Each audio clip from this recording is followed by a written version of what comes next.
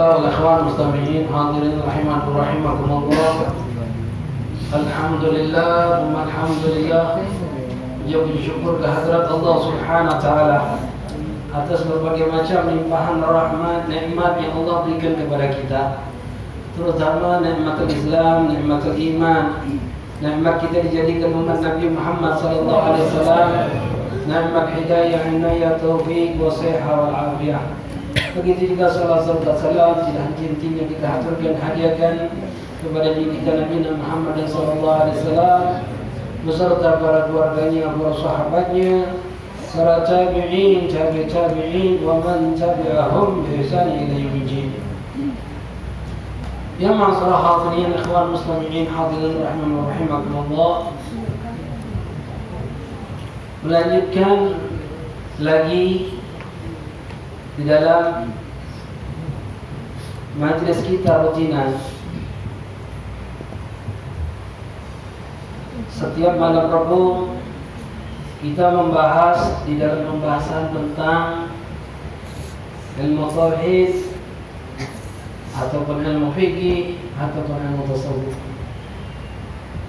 Alhamdulillah, di malam pertama di bulan Maulid minggu lalu kita kedatangan Habib Hasim bin Syekh Abu Bakar bin Salim dari Kota Samarinda. Malam ini insyaallah kita akan membahas sedikit tentang pengetahuan kita terhadap Rasulullah SAW. Ikhwan rahiman wa rahimakumullah. Kita sekarang ini berada di bulan Rabiul Awal, bulan lahirnya Rasulullah SAW.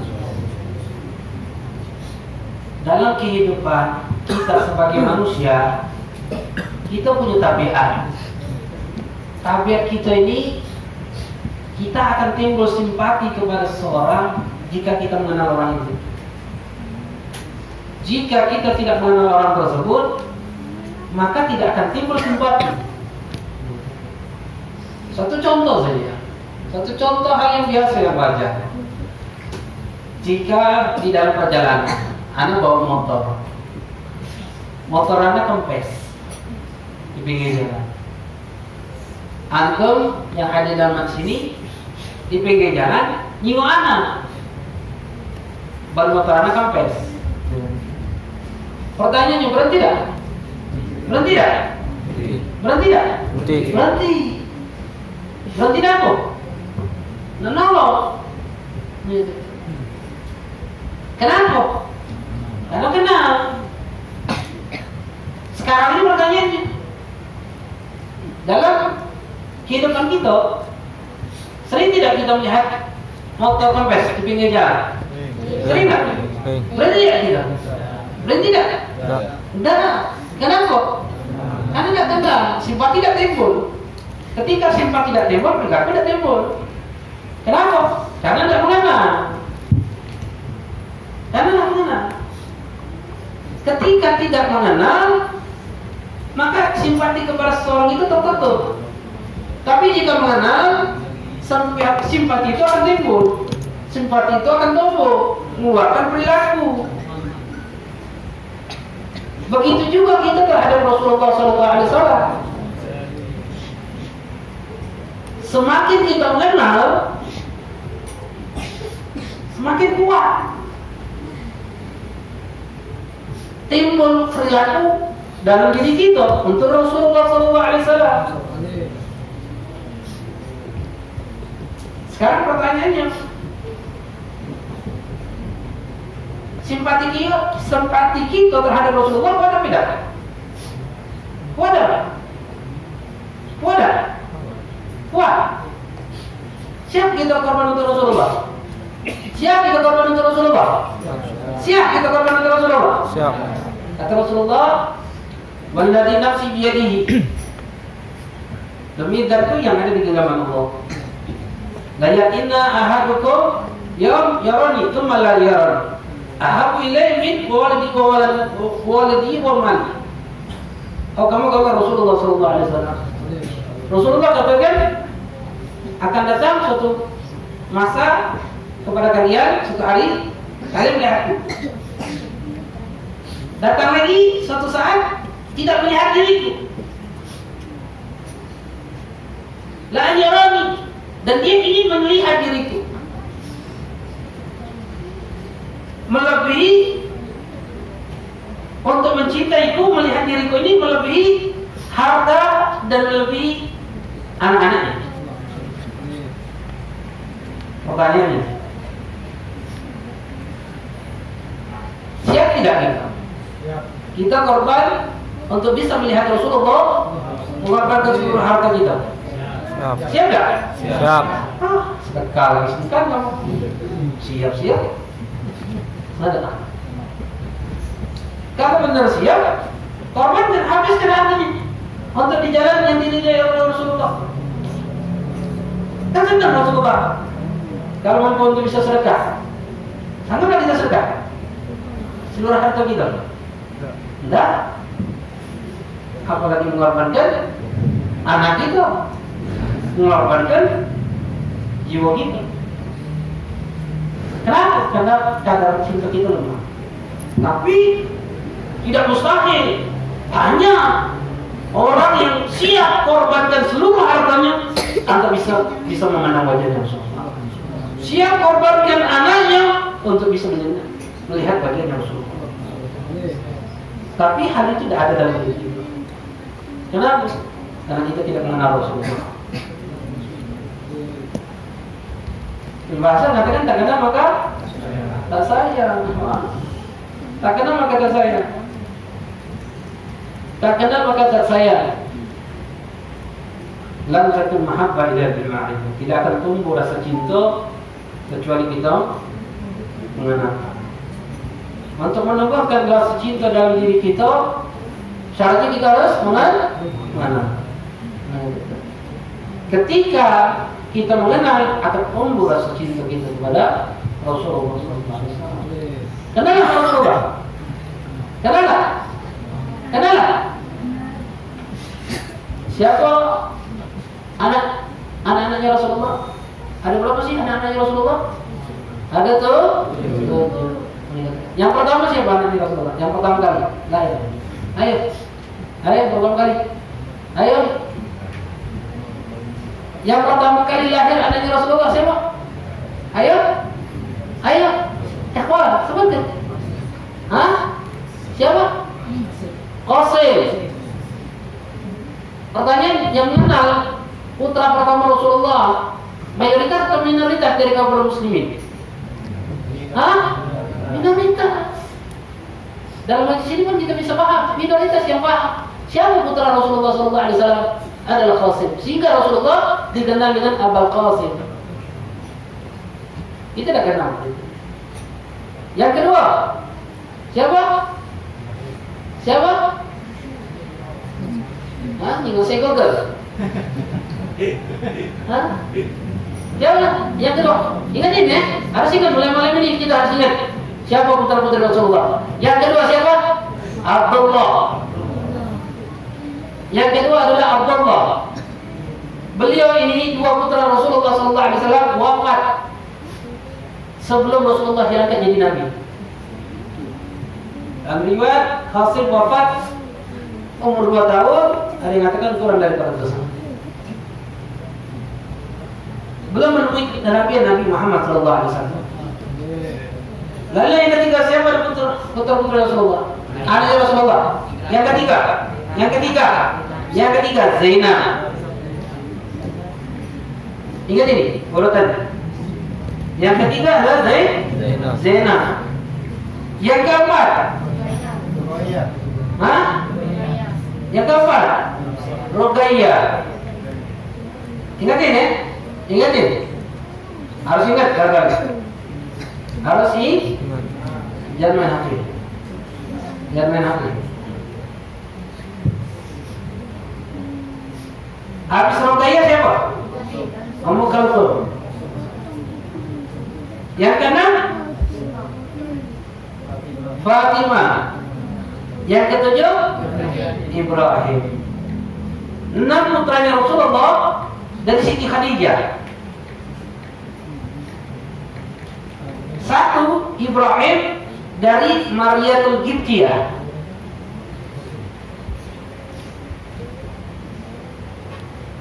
Yang 6 dari Siti Khadijah. Yang Ibrahim dari Mariatul Qibtiyah. 6 orang ini lahir di kota Mekah.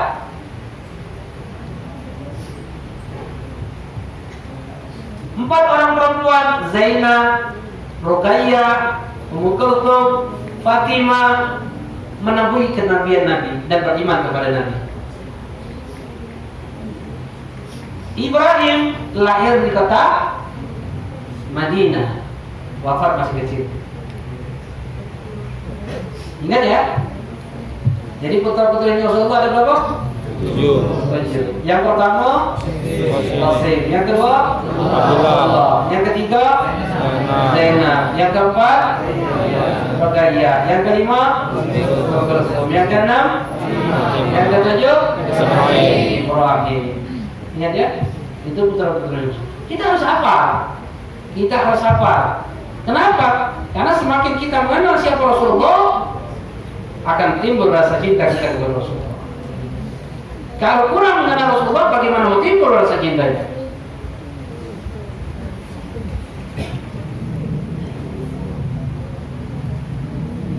Zainab menikah dengan siapa? Suaminya? Hah? Ayo? Hah? Rabi bin As. Menikah dengan Rabi bin As. Punya anak. Siapa anaknya? Namanya? Berapa anaknya? 2 anaknya. 2 anak Zainab. Ingat ya? 2 anak Zainab. Zainab nikah dengan Rabi bin As. 2 anak Zainab. Siapa namanya? Yang pertama Ali dan Umamah. Pernah dengar riwayat cerita tentang Nabi ketika sholat, Nabi ketika rukuk dan sujud, Nabi dinaikin oleh anak-anak kecil? Dinaikin oleh anak kecil? Pernah dengar riwayatnya? Siapa anak kecil itu? Cucu Nabi. Bukan Hasan Husain, tapi Umamah. Bukan Sayyidina Hasan wal Husain, tapi Umamah. Putri siapa? Zainab. Putri dari Zainab. Ali wafat waktu kecil. Ali putranya Zainab wafat. Jadi ada berapa putra-putrinya Sayyidina Zainab, Siti Zainab? 2. Siapa? Ali dan Umamah. Ali wafat masih kecil. Umamah yang sampai dewasa. Ingat ya? Ingat namanya? Ingatin ya? Ruqayyah nikah sama siapa? Sayyidina Utsman bin Affan. Sahabat Nabi. Wafat Ruqayyah. Ummu Kulthum nikah sama siapa? Utsman juga. Sayyidina Utsman. Jadi setelah wafat Ruqayyah, nikah dengan Sayyidina Utsman lagi, Ummu Kulthum. Makanya Sayyidina Utsman itu digelari dengan apa? Dzunurain. 2 orang yang mempunyai cahaya, 2 cahayanya Rasulullah SAW. 2 orang yang memiliki cahayanya Rasulullah, yaitu menikah dengan putra dan putri-putrinya Rasulullah, Sayyidina Utsman.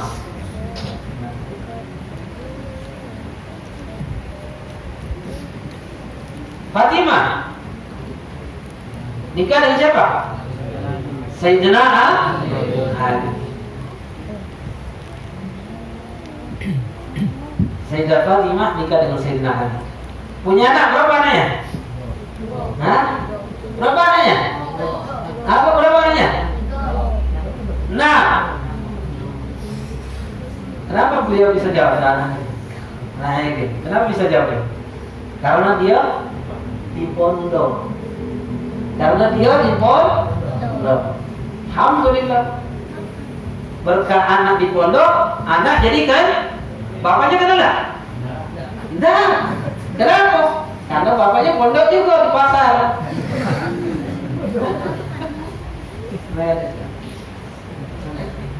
Tapi berkah anak di pondok, anak jadi kenal. Insyaallah. Mudah-mudahan kamu bisa mondok. Balik ngomongin mondok. Kenapa? Biar bisa cinta sama Rasul.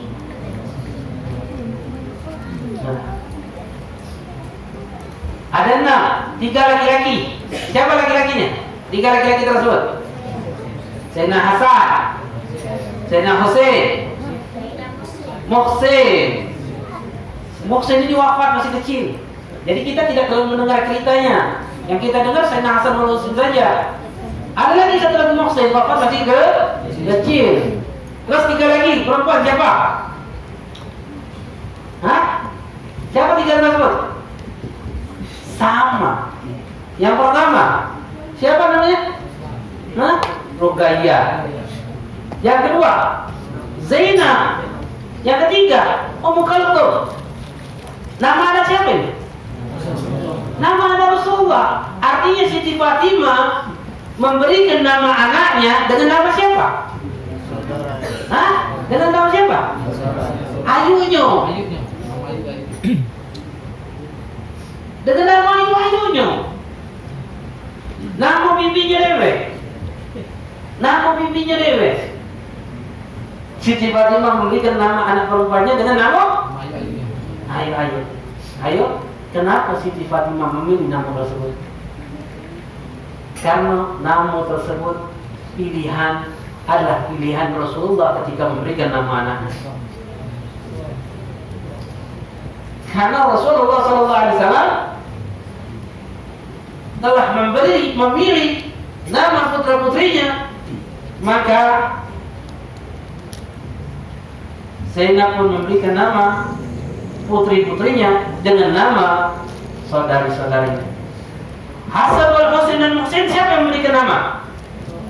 Rasulullah SAW. Ketika lahir Sayyidina Hasan, Rasulullah bertanya kepada Sayyidina Ali, "Ya Ali, kau mau beri nama siapa cucuku ini?" Sayyidina Ali dalam riwayat karena senang dengan perang, jawab Sayyidina Ali, "Harap ya Rasulullah, perang ya Rasulullah." Nama anak namanya perang ya Rasulullah, harap ya Rasulullah. Karena apa? Senang senang. Kita medung, ngomong bocor medung kita. Perang kita ngomong perang. Lahir lagi putra, tanya lagi oleh Rasulullah, Ali namanya siapa? Kata Rasulullah, yang pertama, kasih nama Hasan, kata Rasulullah. Lahir lagi, tanya lagi oleh Rasulullah, harap ya Rasulullah. Nah, kasih nama Husain. Lahir lagi yang ketiga, ditanya lagi, siapa Ali? Harap ya Rasulullah. Nah, dikasih nama Husain. Allah. Ingat ya? Ingat? Putra-putri Rasulullah ada berapa? 7. Dikatakan yang pertama Husain. Ingat nih Qasim. Ahmad Qasim. Maka ingat ya? Siapa yang kita kenal Qasim? Ada yang kenal? Ada kenal? Hah? Ada yang jalan nasi mama? Nah, Qasim juga. Hah? Ingat nih? Atau juga Qasim itu kata Abu Salim. Supaya kita gampang mengingat nama-nama orang, ikatin nama tersebut dengan nama orang yang kita kenal. Ikatin dengan nama orang yang kita kenal. Qasim. Yang kedua Abdullah. Siapa kenal Abdullah? Ada yang kita kenal dekat? Nah, ingat Abdullah. Abdullah. Yang ketiga Zainab. Ada? Ingat Zainab. Nama siapa?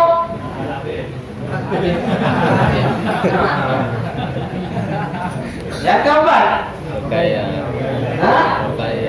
Ruqayyah. Yang kelima Ummi Kalthum. Yang ketujuh yang keenam Fatimah. Yang ketujuh Ibrahim. Jadi Rahim. Nah. Him. Bang. Cucunya Rasulullah dan Zainab ada berapa? Siapa namanya? Ali. Muhammad. Ingatin ya. Cucu Rasulullah dari Fatimah ada berapa? Nah, siapa? Hasan, Husain, Zainab, Rukayah. Betul, selesai mau. Anaknya Rasulullah. Benar tak? Setelah meninggalnya Sayyidah Fatimah wasiat kepada Sayyidina Ali untuk menikahi seorang perempuan. Siapa yang dinikahi oleh Sayyidina Ali setelah wafat Sayyidah Fatimah? Siapa? Umamah. Umamah ini siapa? Umamah ini siapa? Siapanya Fatimah? Sayyidina Fatimah. Ponaan. Jadi Siti Fatimah wasiat dengan Sayyidina Ali. Aku meninggal, ya Ali kau nikahi ponaan aku, Umamah.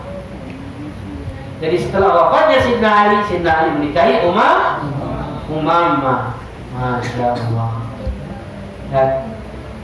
Luar biasa. Apa?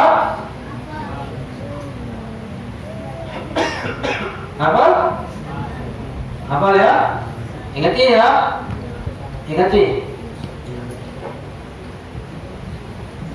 Kemudian ingat lagi cerita. Perempuan-perempuan yang menyusu dan mengasuh Rasulullah SAW. Perempuan-perempuan yang menyusu dan mengasuh Rasulullah SAW. Siapa saja? Yang pertama, Siti Aminah yang menyusui Rasulullah. Siti Khadijah adalah istri Rasulullah. Yang menyusui Rasulullah siapa? Yang pertama adalah Siti Aminah. Siapanya Rasulullah ini?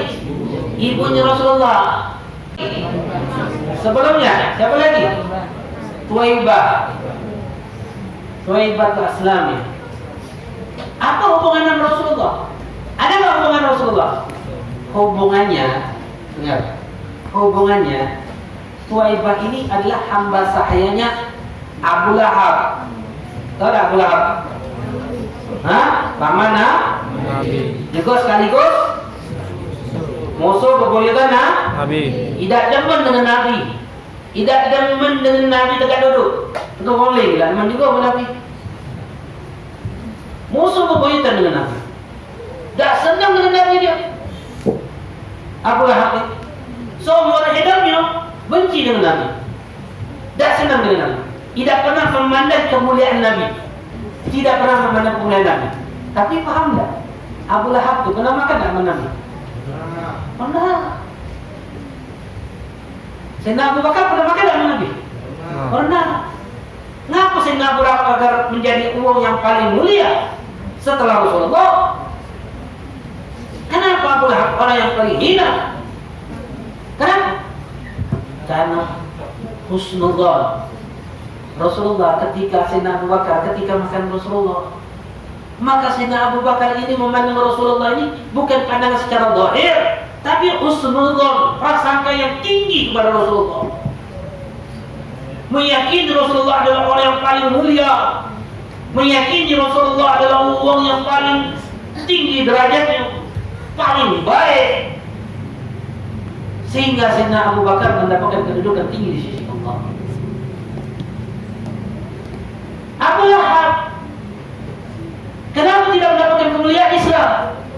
Karena ketika makan sama Nabi, Abu Lahab tidak pernah memandang Nabi seorang yang mulia. Tapi Abu Lahab memandang dia ini adalah anak dari kaum Arab yang mati bapaknya, yang dalam keadaan yatim miskin. Penting kata ulama, husnuzan, prasangka baik. Jika kita duduk dengan orang baik, timbulkan prasangka baik, supaya apa? Supaya Allah memberikan hal yang baik kepada kita orang. Tapi jika kita duduk dengan seorang, sudah kita punya prasangka yang tidak baik kepada orang itu, maka Allah akan menghijab kebaikan, rahmat, maghfirah, hidayah, inayah tertutup kepada dia orang. Dia tidak akan dapat ampunan Allah, dia tidak akan dapat rahmatnya Allah, dia tidak dapat hidayahnya Allah, dia tidak dapat inayah pertolongan Allah. Dan apa sebabnya? Karena ketika duduk dia tidak mempunyai prasangka yang baik. Makanya penting Pak, ikhwan, kalau kita duduk dengan guru, dengan ustaz, timbulkan husnudzon. Ingat itu. Jangan mencontoh Abdullah. Ada ketemu Nabi. Paman Nabi. Paman Nabi. Ini gitu. Mentang-mentang ketemu alim, selfie bro, ngesok bro,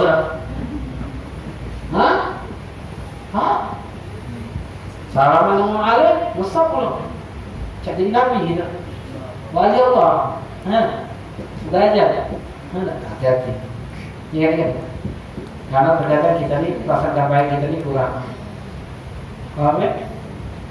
Abu Lahab itu paman Nabi, Thuwaibah itu adalah hamba sayanya, hamba saya. Ini Thuwaibah Aslamiyah diperintahkan oleh Abu Lahab untuk gewangi Siti Aminah. Pagar itu, mahir ke kau gewangi kan? Layak Thuwaibah, baiklah tuan. Bagaimana lahirlah Rasulullah? Thuwaibah balilah tuan. Ya Abu Lahab, kau dapat cucu, dapat keponakan laki-laki, gembira, senang Abu Lahab, ngapa dapat keponakan laki-laki.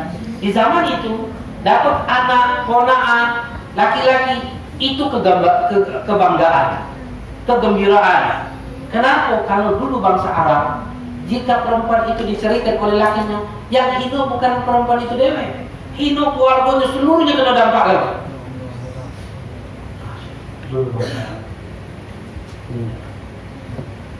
Abu Lahab mendengarkan kepada lahir ponakannya Rasul laki-laki, gembira, senang gembira dengan lahirnya Rasulullah. Thuwaibah ini langsung apa? Dimerdekakannya karena gembira. Masya Allah. Gembira dengan lahirnya Nabi. Tapi Abu Lahab mati dalam keadaan kekufuran. Mati dalam keadaan kekafiran. Masya Allah.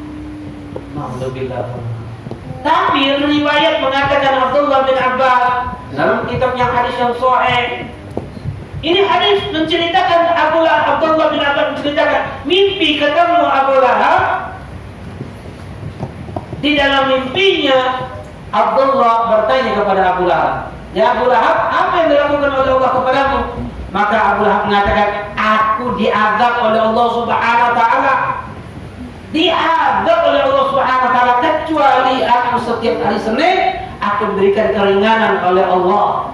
Keluar dari jari-jariku ini air sehingga aku bisa meminum air tersebut. Itu keringanan yang diberikan oleh Allah." Kenapa kau berikan keringanan? Dijawabnya, karena aku pernah gembira dengan lahirnya Rasulullah SAW. Kamu sekali berkata ulama. Ini bukti nyata, dalil yang kuat bagi kita, kata ulama. Ini si kafir karena gembira dengan lahirnya Rasulullah sekali dalam hidupnya, yang mati dalam keadaan kekafiran, mendapatkan nikmat yang Allah berikan karena dia bergembira dengan lahirnya Nabi. Bagi umatnya Nabi yang selalu bergembira dengan lahirnya Rasulullah yang mati dalam keadaan beriman kepada Allah Subhanahu. Baik-baik ini termasuk uang yang lurus Rasulullah SAW. Lalu yang ketiga siapa? Ummul Aiman. Siapa hubungannya dengan Rasulullah? Apa hubungannya dengan Rasulullah Ummul Aiman ini? Ayo, jawab. Ummul Aiman apa hubungannya dengan Rasulullah?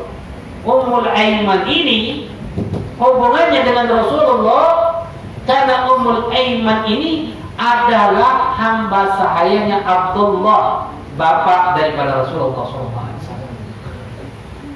Jadi Abdullah ini punya hamba sahaya. Pas wafat, pas meninggalkan warisan Ummul Aiman. Ummul Aiman inilah yang mewangi Siti Aminah dari hidupnya, yang termasuk juga mengurus Rasulullah SAW. Ketika dewasa, Rasulullah memerdekakan Ummul Aiman, dinikahkan kepada Zaid bin Harithah. Itu. Lalu yang keempat, siapa lagi? Yang terkenal siapa yang sering kita dengar?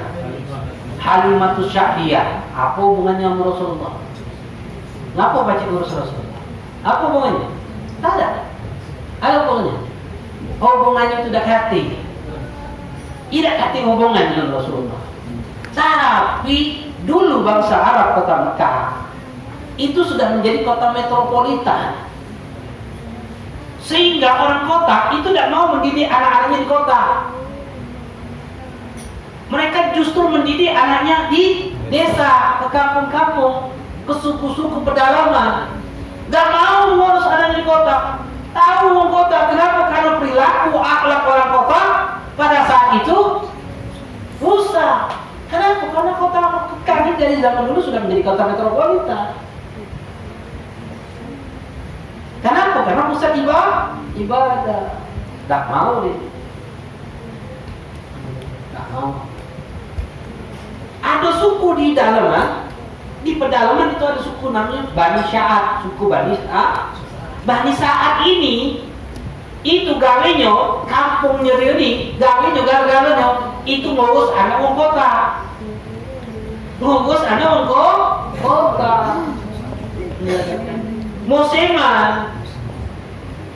Musim sekali dia pergi, mereka rombongan pergi ke kota, nyari anak-anak kota-kota Mekah, dapat bayaran, dibawa anak itu ke dosa dia, dididik anak itu.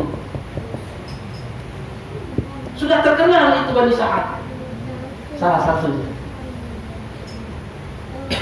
Di dalam rombongan tersebut Rami pergi ke kota Mekah, karena pada saat itu salah satu di rombongan itu adanya Halimah dan suaminya.